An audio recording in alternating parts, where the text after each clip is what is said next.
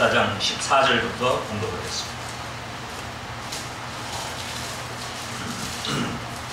또 내가 보니 흰 구름이 있고 구름 위에 사람의 아들과 같은 이가 앉았는데 그 머리에는 금 면류관이 있고 그 손에는 이한낫을 가졌더라.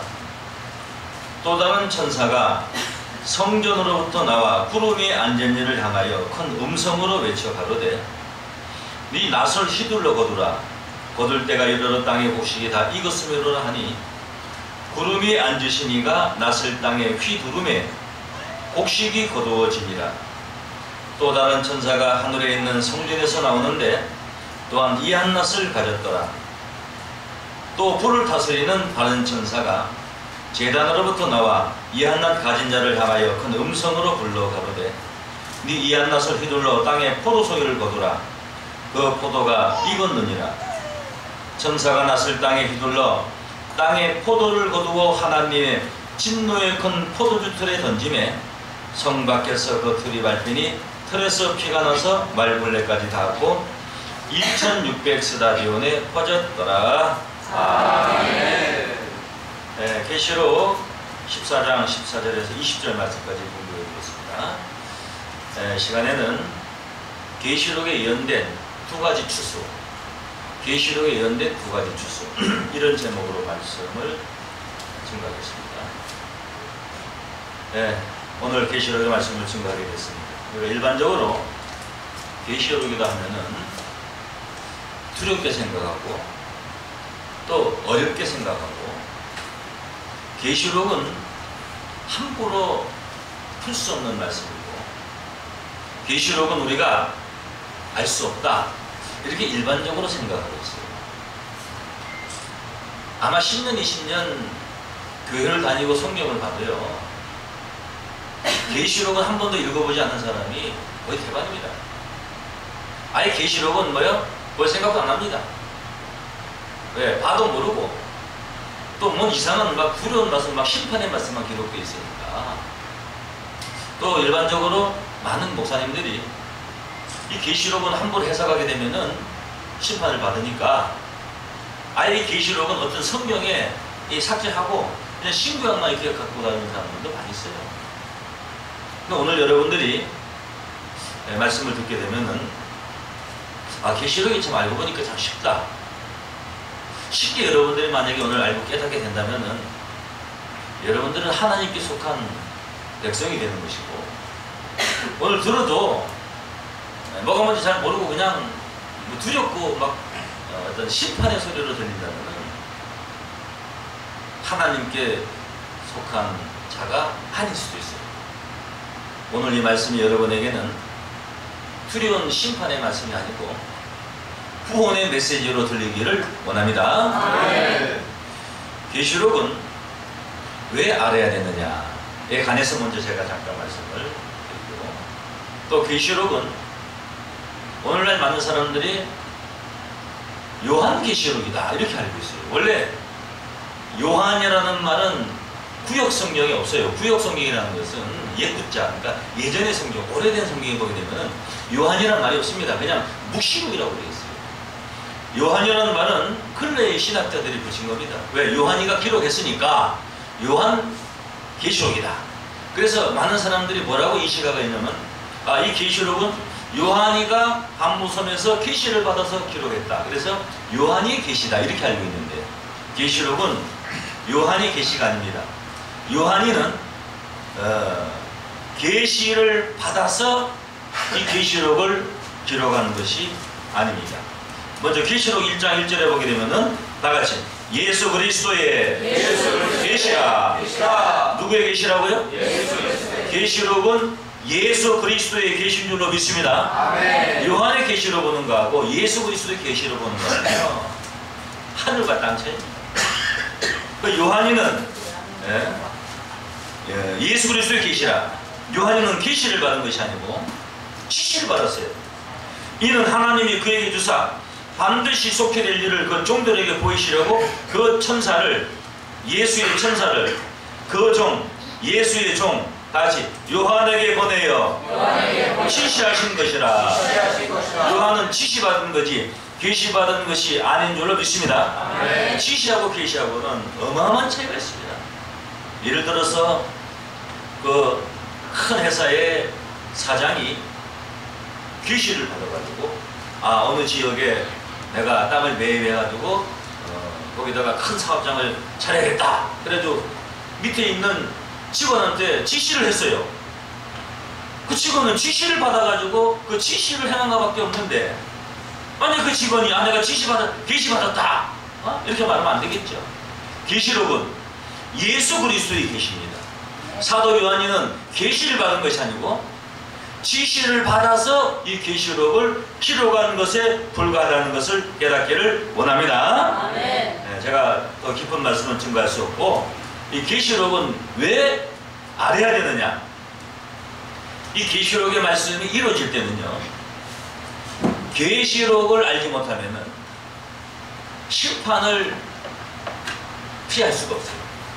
계시록은 거의 한 80% 이상이 전부 심판의 말씀입니다. 전무후무한 심판에 관해서 마지막 때 전무후무한 심판에 관한 말씀이 기록되어 있어요. 계시록 22장 18절에 보게 되면 이 책의 예언의 말씀을 듣는 가게에게 증가하노니 만일 누구든지 이것도 외에 더하면은 이 계시록에 예언된 말씀 외에 더하면 이 책에 기록된 재앙들을 더하실 터이요. 더한다는 것은 뭐냐? 자기 멋대로 해석한다는 거예요. 계시록을 만약에 제 멋대로 해석하는 사람은 이 계시록에 있는 재앙을 하나도 안 빠지고 다 받아야 돼요. 그러니까 아예 계시록을 덮어버리고 계시록을 모르면 어떻게 되느냐? 모른다는 것은요, 내가 모르는 만큼 그거는 뺀 겁니다. 4 빼기 2는 몇이요? 그것도 몰라요? 4 빼기 2는 2. 그러면 뺀 만큼 뭐요? 없어지는 겁니다.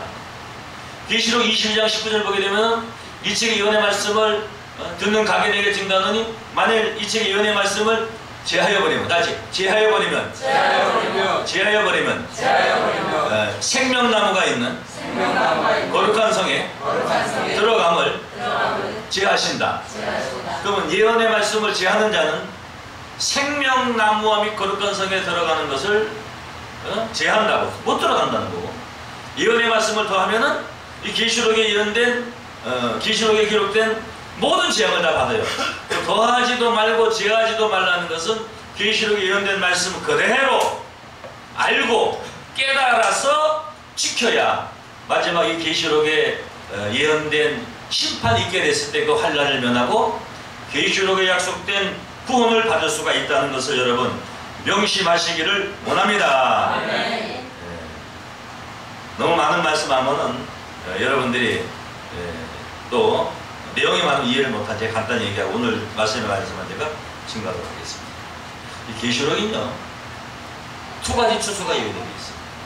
하나는 곡식을 비유해서 곡식을 추수하는 구원의 섭리가 예언이 되어 있고, 또 하나는 포도송이를 비유해서 이 포도송이를 추수하는 심판으로 이렇게 예언이 되어 있습니다. 먼저 오늘 본문 계시록 14장 14절을 보면은 또 내가 보니 흰 구름이 있고 구름 위에 사람의 아들과 같은 이가 앉았는데 그 머리에는 금 면류관이 있고 그 손에 이한낫을 가졌더라. 또 다른 천사가 성전으로부터 나와 구름 위에 앉은 이를 향하여 큰 음성으로 외쳐 가로되 네 낫을 휘둘러 거두라. 거둘 때가 이르러 땅의 곡식이 다 익었음이로라 하니 구름 위에 앉으신 이가 낫을 땅에 휘두르매 곡식이 거두어지니라. 수고하세요. 구름 위에 앉으신 이가 낫을 휘두르매. 낫이 굉장히 길죠? 구름 위는 땅이 하늘이요? 하늘이죠. 그러면 곡식은 땅의 곡식이 다 뭐요? 익었음이로라 그랬습니다. 땅의 곡식 다 익었어요. 땅의 곡식이 다 익었음이로라. 이것은 실상적으로 어떤 곡식을 추수하는 것을 말하는 것이 아니고 비유하는 거예요. 구름에 앉으신 이가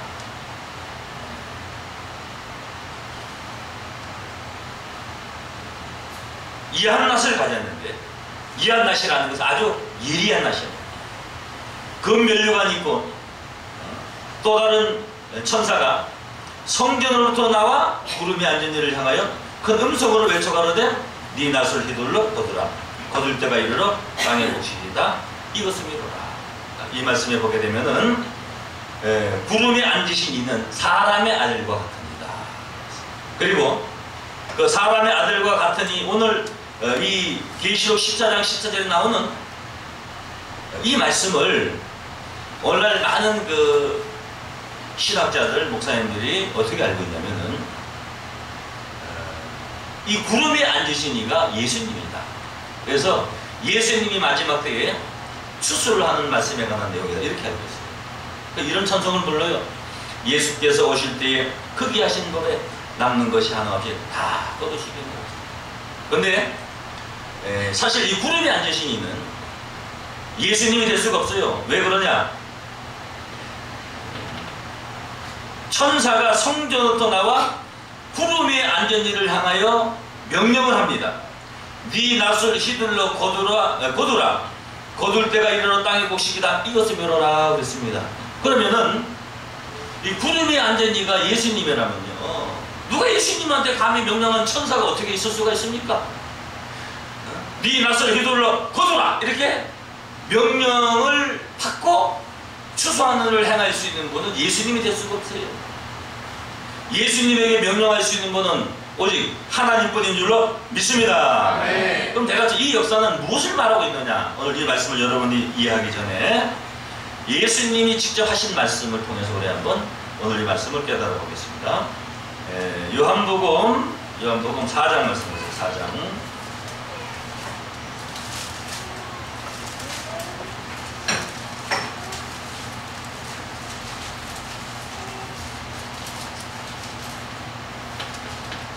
요한복음 4장 35절로 보세요. 35절. 다 찾으세요. 너희가 넉 달이 지나야 추수할 때가 이르겠다 하지 아니하느냐? 내가 너희에게 이르노니 눈을 들어 밭을 보라.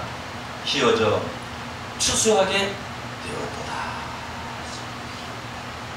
그리고 말씀하기를 거두는 자가 이미 삭도받고 영생에 이르는 열매를 모으나니 이렇게 말씀했습니다. 여기 보게 되면은 지금 이 추수에 관한 이 말씀이 나와 있습니다.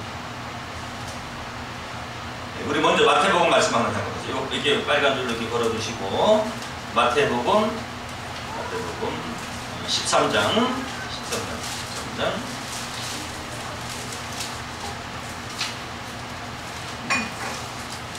37절로 보세요.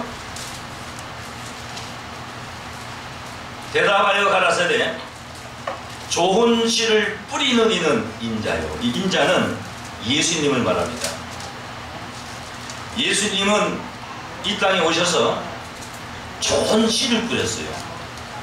좋은 씨가 뭐냐? 마가복음 4장 14절 보게 되면은 다시 뿌리는 자는 말씀을 뿌리는 것이라.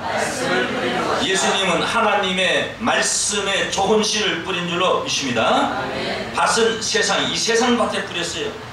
좋은 씨는 천국의 아들들이요, 가라지는 악한 자의 아들들이요, 가라지를 심은 원수는 마귀요. 다시 추수 때는 세상 끝이요. 추수 때는 세상 뭐요? 끝이요. 그래서 추수 때 세상 끝날에 천국의 아들을 추수하기 위해서 예수님이 2000년 전에 하나님의 말씀으로 좋은 씨를 뿌린 줄로 믿습니다. 근데 이제 우리 주님이 요한복음 4장 35절 보세요. 너희가 넉 달이 지나야 추수할 때가 이르겠다 하지 아니하느냐 이렇게 이 말씀을 하게 된 이 동기가 뭐냐? 자, 저를 주목. 예수님이 소가요물에서 사마리아 여인하고 대화할 때에 제자들이 동네에 가서 음식을 구걸하러 갔어요. 음식을 예수님은 하늘의 지혜를 받으신 분이지만 육신적으로는요 걸서와 같습니다. 걸서라는 것은 거지가 아니고 마치 거지와 같은 그런 선비 그런 생활을 했어요. 제자들이 아마 음식을 이렇게 동네에 가서 얻어다가 예수님을 드리고 이렇게 했나 봐요.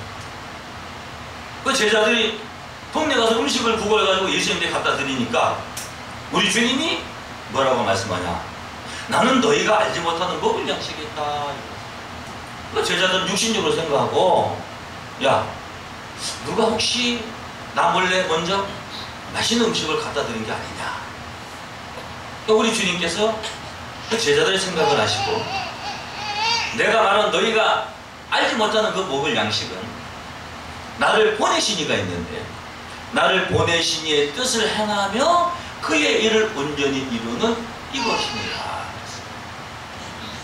그러면은 하나님의 뜻을 행하며 그의 일을 온전히 이루어 드리기 위해서 우리 주님이 오셨다는 겁니다.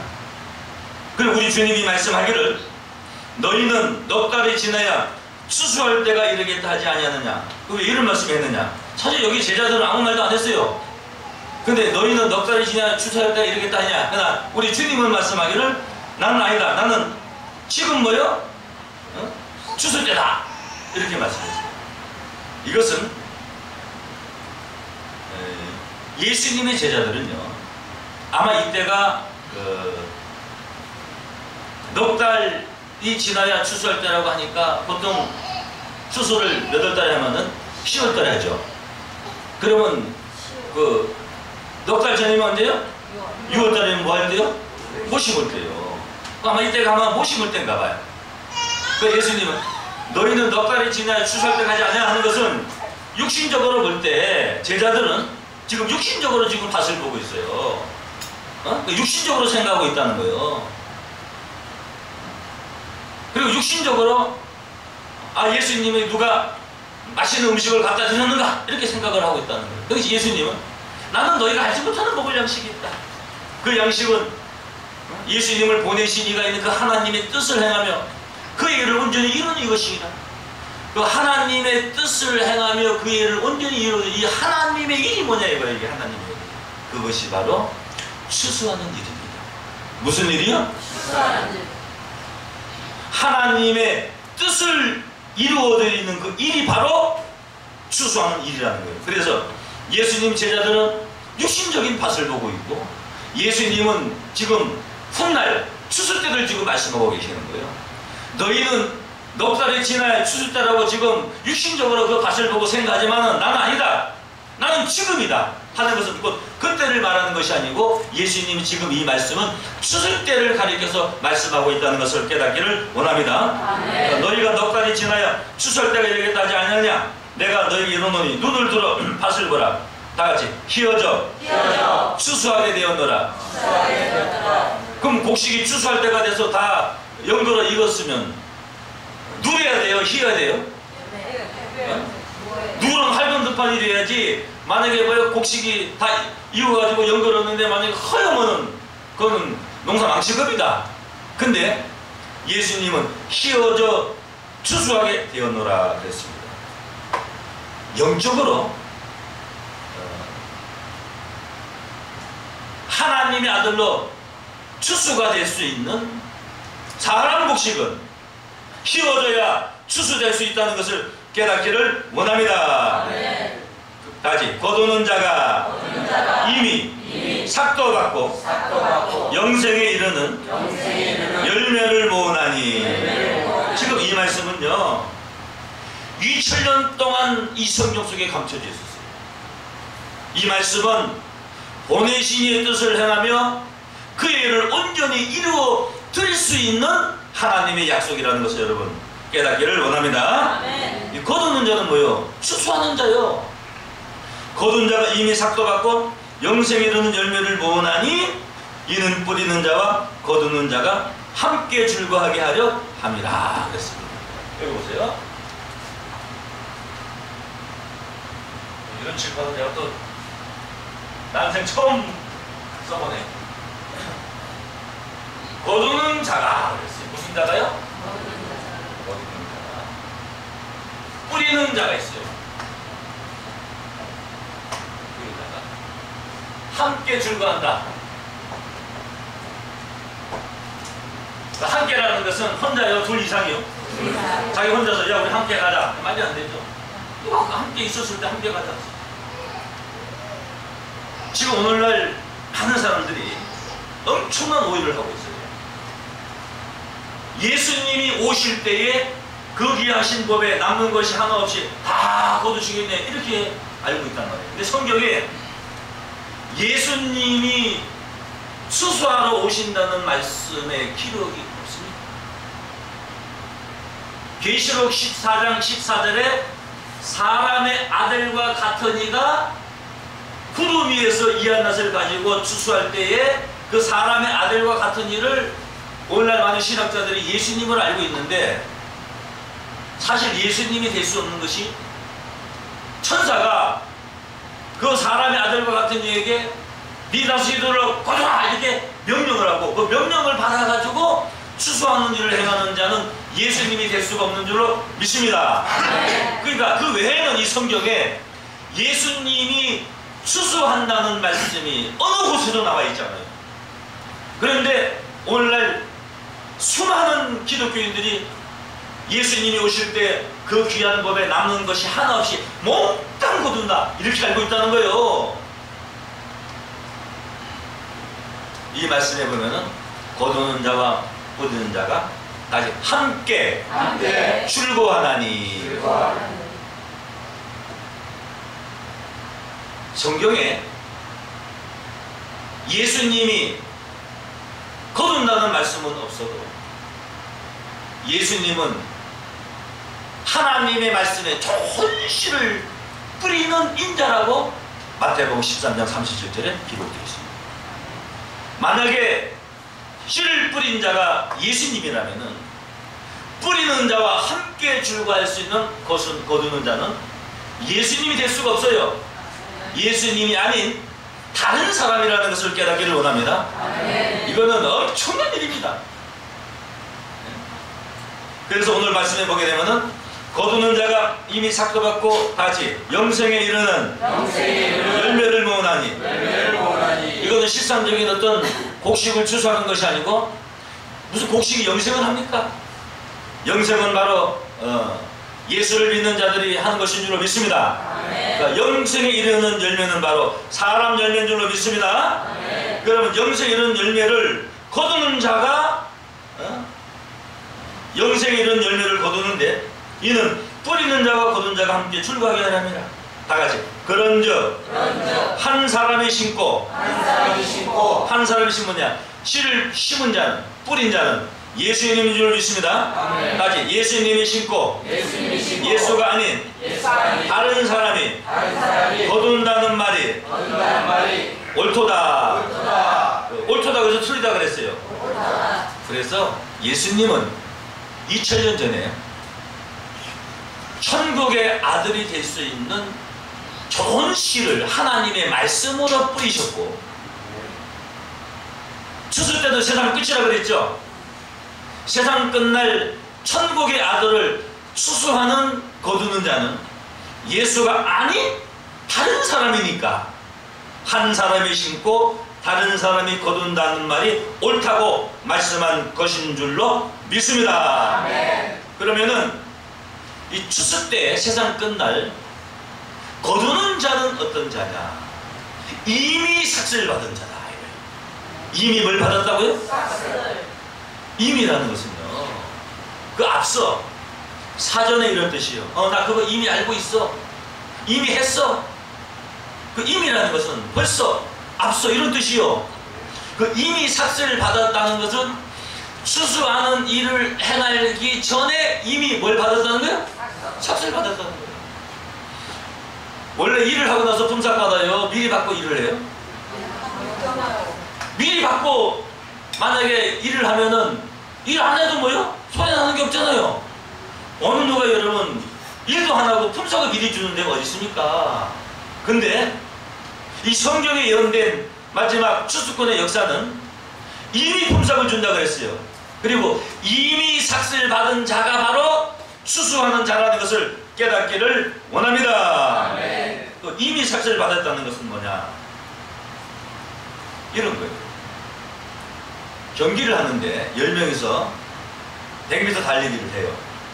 거기서 너 1등, 너 2등, 너 3등 이미 뭐예요? 정해놔. 그러면은 1등이 정해진 사람이 가다가 넘어지면 어떻게 돼야 돼요? 다 무효. 다시 하는 거예요? 아니요. 다른 자가 달려가지 못하도록 다 뭐요? 넘어뜨려. 이거 1등 할 자가 1등 하기까지 모든 것이 이미 어떤 각본이 정해져 있다는 거예요. 이것은 놀라운 일입니다. 거두는 자는 이미 삭슬 받았다는 것은 제가 정확하게 말씀드려요. 이 하나님의 뜻이 성경이 어떻게 예언되어 있고 이것이 어떻게 이루어진다는 것을 이미 다 뭐요? 알고 그것이 이루어지기 전에 이미 결정된 것을 알게 하고 이 추수하는 역사를 이루게 한다는 것을 깨닫기를 원합니다. 그래서 씨를 뿌린 자와 거둔 자가 함께 줄거예요.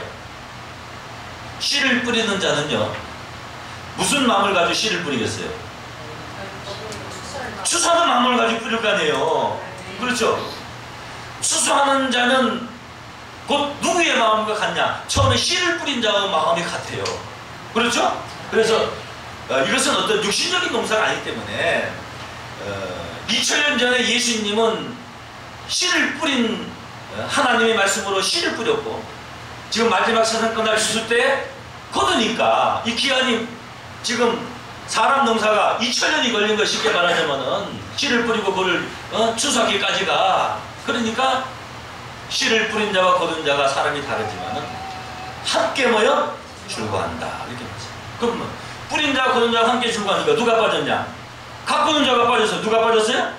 가꾸는 자. 38절 보세요. 내가 너희로 노력지 아니한 것을 거두러 보내었노니 다른 사람들은 노력하였고 다른 사람들은 요 다른 사람은 그 앞에 다른 사람만 그런 다른 사람이 아니에요. 그와 다른 사람이요.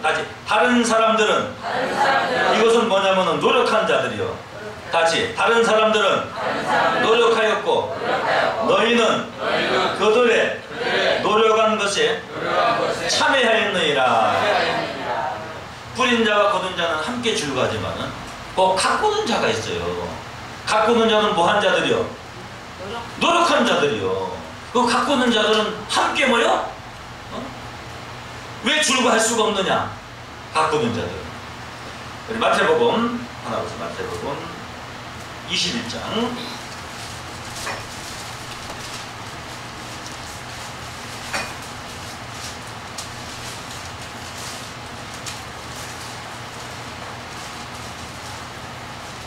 마태복음 21장 33절을 보세요. 33절 제가 읽어보겠습니다. 다시 한 비유를 들으라. 한 집 주인이 포도원을 만들고 산울로 두르고 거기 죽자는 구유를 파고 망대를 짓고 농부들에게 새로 주고 타국에 갔더니 이게 무슨 말이냐면요. 자, 잠깐 주목하세요. 편도시고 한번 제가 읽어드렸으니까. 이 성경은요 마치 그 이스라엘 민족에게 한 말씀 같지만 이것은 이스라엘 민족이 한 말이 아니에요. 육신적인 저 이스라엘 민족이 한 말이 아니고 하나님을 믿는 자들에게 하는 말입니다. 그래서 호세아 10장 1절에 보게 되면은 이스라엘은 열매를 맺는 무성한 포도나무라.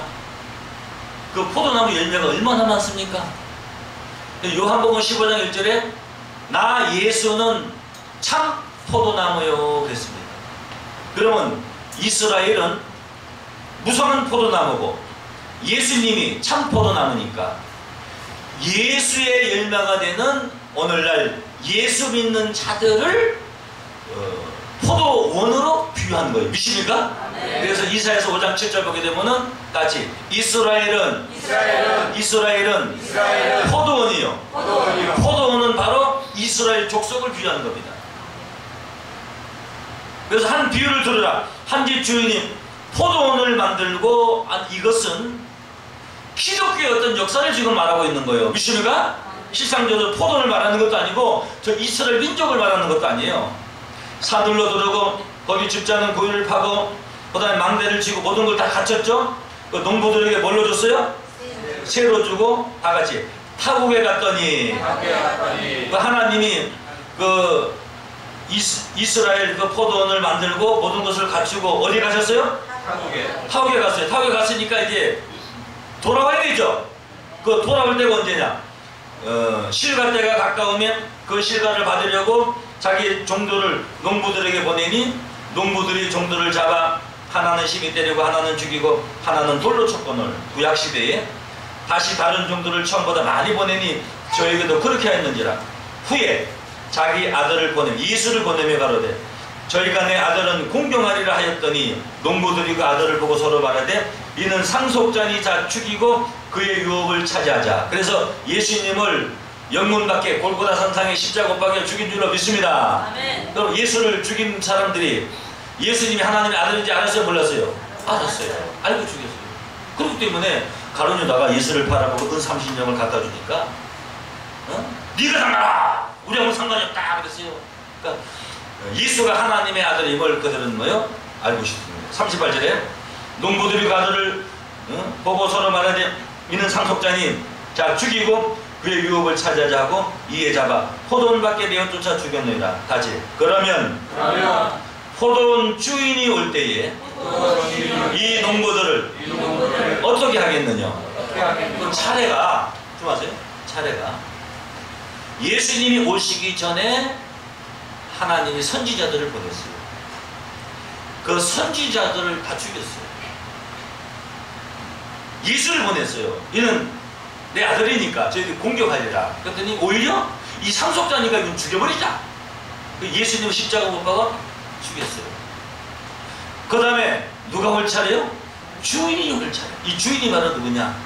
하나님인 줄로 믿습니다. 아멘. 그럼 포도원 주인이 올 때 이 포도원을 새로 주고 타옥에 갔던 그 주인이 올 차례요. 자, 보세요. 여러분 이 성경을 보면요. 두 가지 맥이 있어요. 하나가 두 가지. 하나는 하나님이 보내는 선지자, 예수 이런 역사가 있고 또 하나는 하나님이 보낸 선지자들을 잡아 죽이고 그들을 뭐요? 순교하게 하고 예수를 십자가에 못 박인 그런 뭐요? 맥이 있다는 겁니다. 그러면 예수를 십자가에 못 박은 자들이 이교도가 아니에요. 아브라함의 자손으로 자처했던 바로 성민이라고 자처했던 유대민족들이었습니다. 구약시대 하나님이 보낸 선지자들을 죽인 자들이 저 이교도가 아니었어요. 하나님을 믿되 하나님을 잘못 믿은 그런 자들이 바로 하나님이 보낸 선지자들을 죽였다는 것을 깨닫기를 원합니다. 그래서 이제 마지막 올 차례가 누구냐? 바로 포도원 주인이다. 39절에 이에 잡아 포도원 밖에 내어 주자 죽였느니라. 그러면 포도원 주인이 올 때 이 농부들을 어떻게 하겠느냐? 이 농부들은 어떤 자들이냐? 포도원 주인이 올 때까지 이 포도원을 관리했던 자. 어마어마한 얘기요. 어마어마한 얘기인데 뭐 하나도 뭐 놀라는 게 없어 보니까 포도원 주인이 올 때까지 분명히 포도원 주인이 뭘로 주고 갔어요? 새로 주고 갔어. 그리고 포도원 주인이 올 때까지 주인이 보낸 자들을 아들까지 다 죽였어. 그 포도원 주인이 올 때에 이 농부들을 어떻게 하겠느냐 그랬습니다. 그러니까 포도원 주인이 올 때까지 이 포도원을 관리한 농부들인 줄로 믿습니다. 네. 이것은 정말 두려운 말씀입니다. 40절에 그런 포도원 주인이 올 때 이 농부들을 어떻게 하겠느냐? 저희가 말하되 다시 이 악한 자들을 진멸하고 이 악한 자들을 뭐하고요? 진멸하고 그 포도원 주인이 올 때까지 때까지 그 포도원을 누가 관리하고 있었어요? 예? 악한 자들이 관리하고 있었어요. 이 농부들을, 이 악한 자들을 뭐 했어요? 진멸이라는 것은요, 씨알맹이도 안 남기고 아주 다 뭐요? 아주 뭉개버린다는 거예요. 진멸하고. 포도원은 다 같이 제때에 실과를 바칠 만한 다른 농부들에게 새로 줄지니라. 왜 이 농부들이 악한 농부냐? 왜 뿌리는 자와 거둔 자가 함께 줄과 왜 가꾸는 자를 쏙 뺐느냐 이거예요. 그렇습니다. 가꾸는 자가 추수할 때까지 그 곡식을 잘 가꾼 거는 잘하는 일입니다. 근데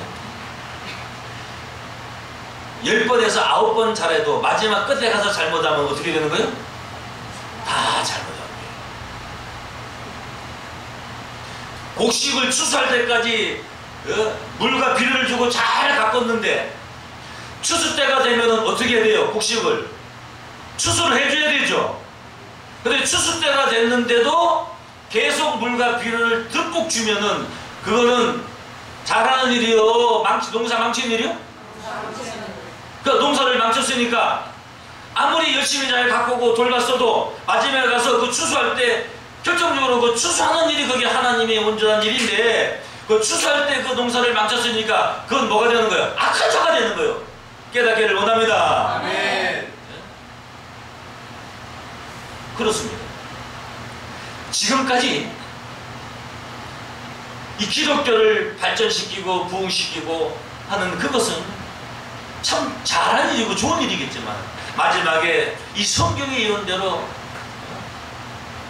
추수하는 일이 있게 될 때에 그 하나님의 마지막 섭리에 반대되는 일을 했을 때는 그것은 악한 자가 되고 진멸받을 수밖에 없는 심판받을 자가 된다는 것을 여러분 깨우친 받기를 원합니다. 여러분 시기와 때를 분별하지 못하게 되면요 악한 자가 되는 거예요.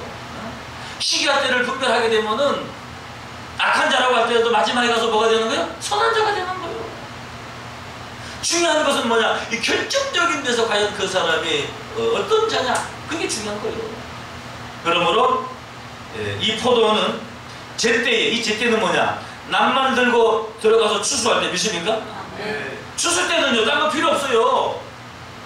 낫을 가진 추수꾼만 필요한 것이지 열심히 하고 물과 비료 가지고 가서 열심히 충성하고 봉사 그런 사람이 필요한 게 아니에요. 낫을 가진 추수꾼들만이 필요한 것인 줄로 믿습니다. 아멘. 그럼 여러분들이 제때에 하나님께 세움을 받고 쓰임을 받으려면 뭘 가져야 돼요?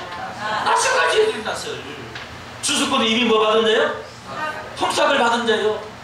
이미 품삯을 받았다는 것은 이런 결정되어 있는 이미 예정된 이 하나님의 섭리를 뭐요? 알고 있다는 겁니다. 그리고 그 제때에 내가 하나님이 쓰고자 하는 그런 추수꾼으로서였던 자격을 갖추신 자가 됐을 때에 제때의 실과를 바칠 만한 다른 농부로 세움을 받고 축복을 받게 될 것인 줄로 믿습니다. 하지 제때에 실과를 바칠 만한 다른 농부들에게 새로 줄지니라. 그러면은 이 추수 때까지 열심히 가꾸고 충성하고 봉사한 사람은 어떻게 되느냐? 그 사람들이요 천국을 소유한 줄 알았어요. 근데 빼앗기게 돼요. 빼앗긴다는 것은 뭐예요? 가진 줄 알았다는 거예요. 가지지 못한 사람이 빼앗길 게 뭐가 있습니까? 쉽게 말해 천국은 마땅하다 이거예요. 우리 죽으면 다 천당 간다 이렇게 뭐예요?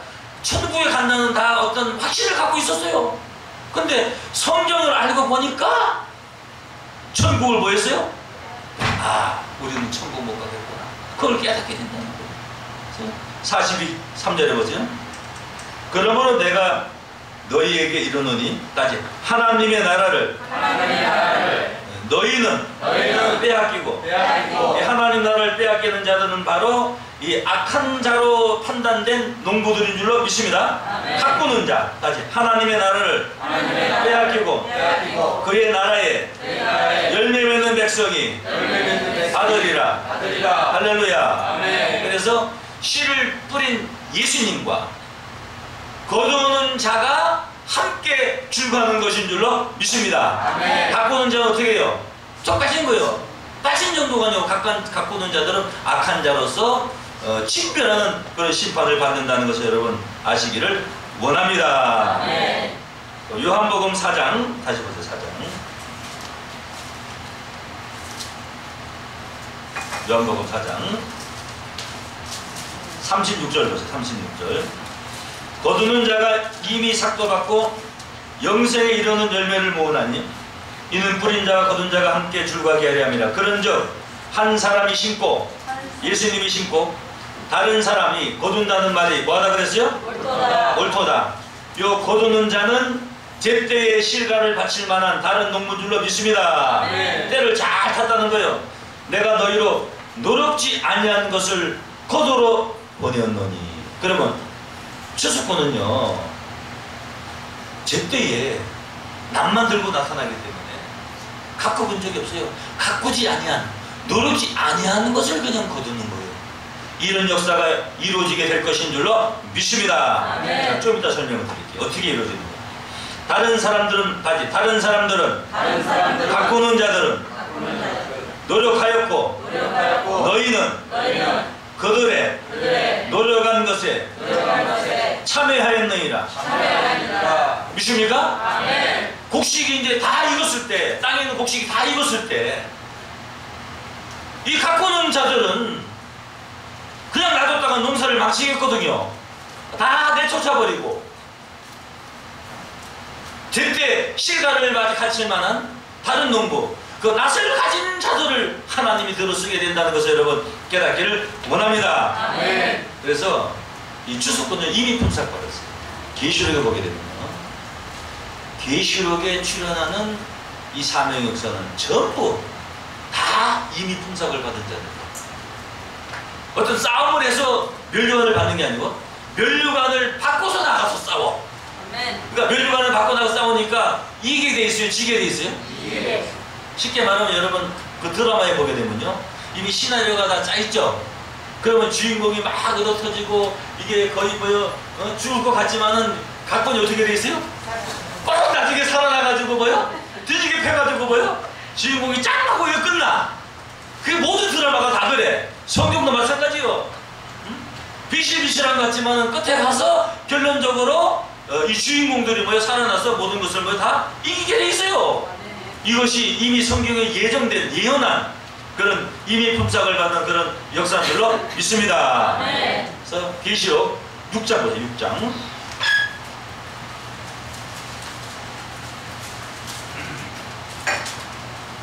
계시록 6장 1절 보면요 내가 보매 어린 양이 일곱을 주할 떼시는 그때에 내가 들으니 네 생물 중 하나가 우레소 같이 말하되 오라기로 내가 얘 보니 10마리 있는데 그 탄자가 활을 가졌고 다시 면류관을 받고 나가서 이기고 면류관 받아요. 면류관을 받고 나가서 이겨요.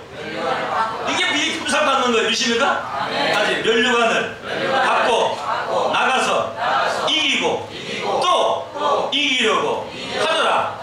면류관을 받고 나가니까 계속 이기는 줄로 믿습니다. 실수가 없어요. 면류관을 받고 나가서 지면은 그것은 하나님 거짓말쟁이지. 그래서 오늘 이 본문에 나와 있는 사람의 아들과 같은 구름이 앉은 일도 이 추수하는 일을 행하기 전에 먼저 뭘 쓰고 나와요? 면류관 썼다는 이미 뭐요? 어떤 축복을 받고 나와서 그 추수하는 일을 이룬다는 겁니다. 자, 계시록 14장 여기 본문 보겠습니다. 14장 14절 내가 보니 흰 구름이 있고 구름 위에 사람의 아들과 같은 이가 앉았는데 사람의 아들은 인자입니다. 예수님은 인자로 오셨어요. 근데 사람의 아들과 뭐요? 같으니까 인자 같으니까 쉽게 말해서 예수님과 비슷하니 마지막에 추수꾼들은 다 누구하고 비슷해요? 예수님하고 비슷해요. 그래서 인자 뭐요? 같으니 사람의 아들과 같은 이가 앉았는데 그 머리에 뭘 썼어요? 그냥 면류관이 아니고 금으로 된 면류관을 썼고 그 손에 이한낫이라는 것은 아주 예리한 낫이에요. 마감된 낫. 어떤 게 이한낫이냐면 보세요. 이 칼이 잘 잘된 칼은요 그냥 쓱 지나가면 쑥해져. 보십니까? 이한낫은요 그냥 갖다가 싹 대면 샥 그게 이한낫이에요. 추수꾼은요 금면류관으로 쓴 추수꾼은요 이한낫을 가졌어요. 이 낫은 바로 하나님의 말씀의 낫인 줄을 믿습니다. 네. 예를 들어서 비유로 말하면은 제가 이한낫을 가진 추수꾼이냐 아니냐 어떻게 하시겠어요? 여러분이 말씀을 들을 때 맞다. 맞네? 그 여러분의 마음속에 뭔가가 자꾸 싹둑싹 잘려. 그럼 뭐예요? 지금 이 하나님 말씀 전하는 이것이 이한낫이요. 믿습니까? 네. 여러분은 비유로 말하는 뭐예요? 복식이요. 지금 여러분들을 지금 추수하기 위해서 지금 뭐예요? 낫을 쓰고 있는 거예요. 근데 만약 말씀을 증거하는데 뭐가 먼저 하는 거야? 머리만 찢기고 아프고 뭐요? 이해도 한 시간 말씀 들었는데 무슨 말인지 하나도 모르고 그건 이한낫이 아니고 무슨 낫이요? 그 뭉태기 낫이요. 뭉태기 낫. 그래서 이한낫을 가져야 돼. 믿습니까? 추수꾼은요 미 품삯을 받고 이한낫을 가진 자 두 가지입니다. 따지 추수꾼은 말이래. 추수꾼은 이한낫을 갖고 미리 뭘 받은 자요? 삭슬 받은 자인 줄로 믿습니다. 15절에 또 다른 천사가 성전으로부터 나와 구름이 앉은 이를 향하여 큰 음성으로 외쳐 가로되 네 낫을 휘둘러 거두라. 거둘 때가 이르러 다시 땅의 곡식이 다 익었음이로라. 여러분 이미 품삯 받아놓고 이한낫만 갖고 있어요. 때가 되면 땅의 곡식이 다 뭐요? 다 익을 때가 옵니다. 그때 보통 우리가 육신적인 곡식은요 시두르면 그 추수만 망치는 겁니다. 한 올씩 베야지. 근데 마지막 이 사람 곡식 추수는요 막 휘둘러. 믿습니까? 하늘에서 막 땅에다가 막 휘둘러 대면은 곡식이 저절로 거둬집니다. 이것이 마지막 추수 역사가 될 것인 줄로 믿습니다. 지금은 곡식을 추수하는 게 아니에요. 지금은 미리 품삯을 받고 이한낫을 가질 수 있는 추수꾼을 지금 여러분 찾고 있다는 것을 깨닫기를 원합니다. 그러니까 지금은 살살 이렇게 되는 거예요. 살살. 근데 이제 이미 품삯 받고 이한낫을 가진 추수꾼들이 이제 이루어졌을 때는 땅의 곡식이 다 익어서 그 낫을 휘둘러서 추수하는 그런 역사를 이루게 될 것인 줄로 믿습니다. 15절에 또 다른 천사가 성전부터 나와 구름이 앉은 이를 향하여 그 음성을 외쳐 가로되 네 낫을 휘둘러 거두라. 거둘 때가 이르러 땅의 곡식이 다시 땅의 곡식이 다 익었음이로라. 하니 구름이 앉으시니가 낫을 다시 땅에 휘두름에 곡식이 거두어지니라. 이런 곡식 추수가 있게 될 것인 줄로 믿습니다. 곡식을 추수해서 천국 창고에 드리고 그 다음에 이제 뭘 하느냐? 포도송이를 추수해가지고 심판을 해요. 여러분 포도송이는요 예수님이 요한복음 15장 1절에 참 포도나무라고 했는데 오늘날 많은 예수 믿는 사람들이 포도나무 굉장히 좋은 걸지 알고 있어요. 물론 예수님이 참 포도나무니까 좋죠. 근데 왜 포도송이를 심판하느냐? 그것은 참 포도나무 대신 예수님이 귀한 종자, 가장 값진 최고로 좋은 종자로 이 땅에 신기했는데 수많은 자들이요 전부 엉뚱한 들포도가 맺혀버렸어요. 들포도가. 우리 이사야서 5장 보세요. 5장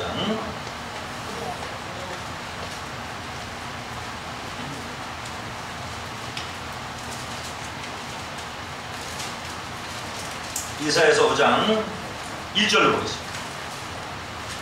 내가 나의 사랑하는 자를 위하여 노래하되 나의 사랑하는 자의 포도는 노래하리라. 나의 사랑하는 자에게 포도는 있으며 심히 기름진 산에 오르라. 땅을 파서 돌을 지하고 극상품 포도나무를 심었었더라. 극상품이라는 것은 최고로 좋은 포도나무, 예수 포도나무. 그 중에 망대를 세웠고 그 안에 술들을 파서도다. 다시 좋은 포도 몇 개를 아랬더니 들포도를 맺혔더라. 이사야 선지자 예언대로 예수님이 극상품 포도나무를 심겼지만 마지막 때에 좋은 포도가 되지 못하고 들포도가 다 됐다는 것을 여러분 깨닫기를 원합니다. 에레미야 2장 2장. 예레미야 2장.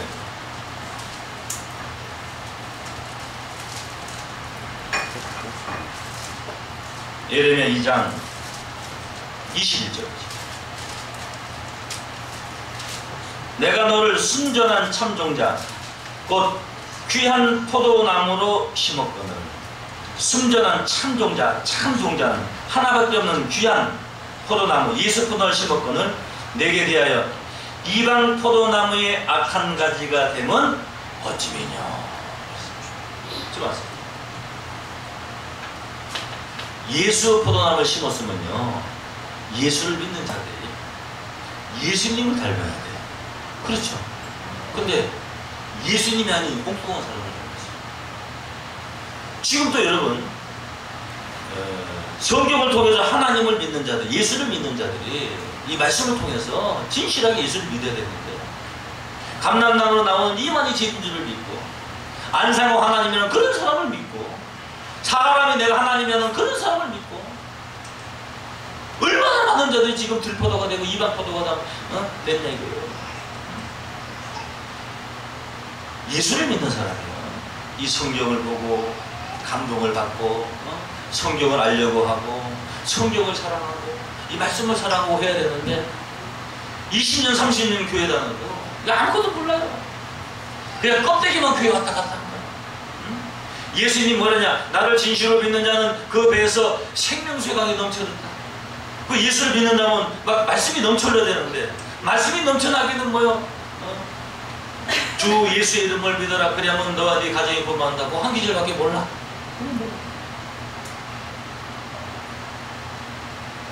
아들을 낳는데 그 아들이 남편을 닮아야 되는데 옆집 아저씨를 닮았어. 그러니까 엉뚱한 씨를 받은 거예요. 예수를 믿는 자가 누굴 닮아야 돼요? 예수를 닮아야 돼. 예수를 닮은 것은 뭐냐, 예수님과 같이 하나님의 말씀이 넘쳐나야 되는데, 20년 30년 교회 다니고 예수 믿어도 예수는 전혀 몰라. 성경은 아무 관심도 없어요. 그래서 오늘날 수많은 자들이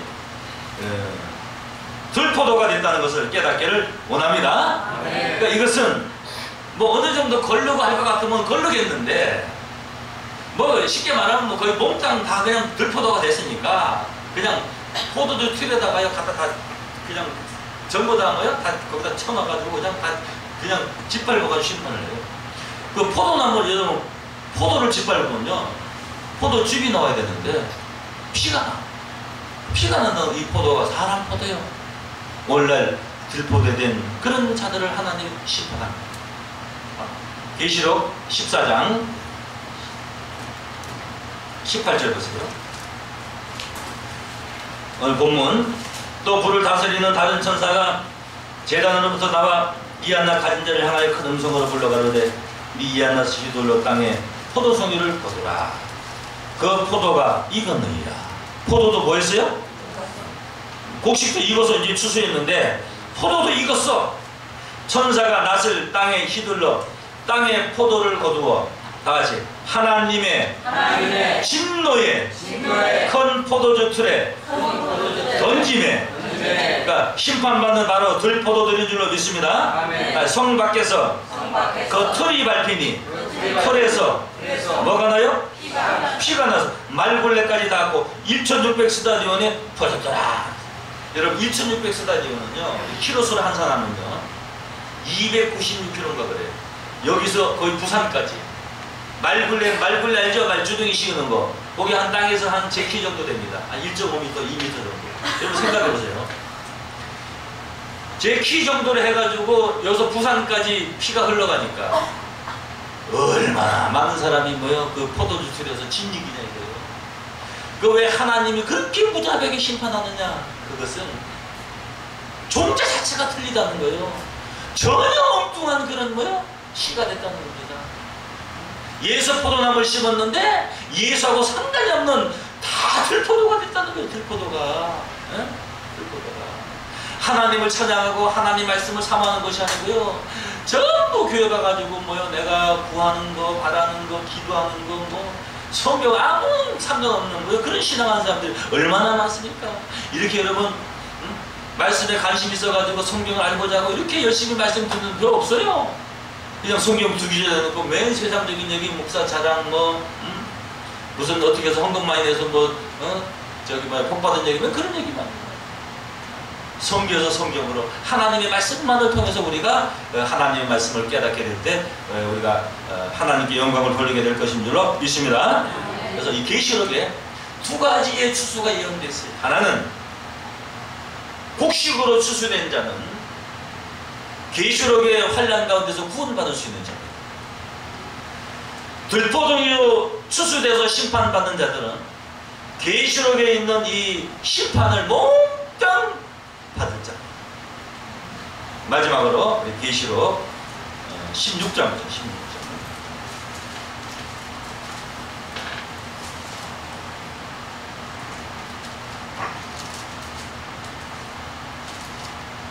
계시록 16장 1절 보세요. 또 내가 들으니 성전에서 큰 음성이 나서 일곱 천사에게 말하되 너는 가서 하나님의 진노의 일곱 대접을 땅에 쏟으라. 이게 진노의 포도주 틀이요.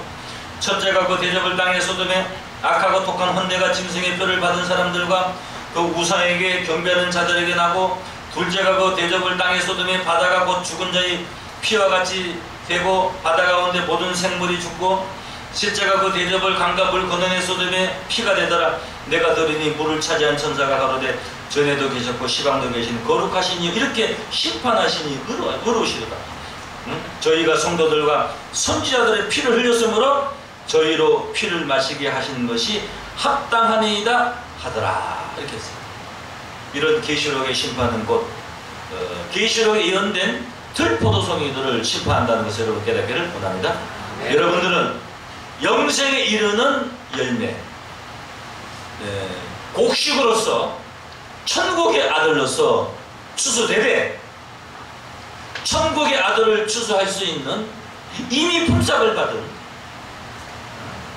이 한낱을 가진 추수꾼으로서 축복을 받을 수 있는 귀한 모두 되시기를 예수로 간절히 축원합니다. 그러나 말씀을 마치겠습니다.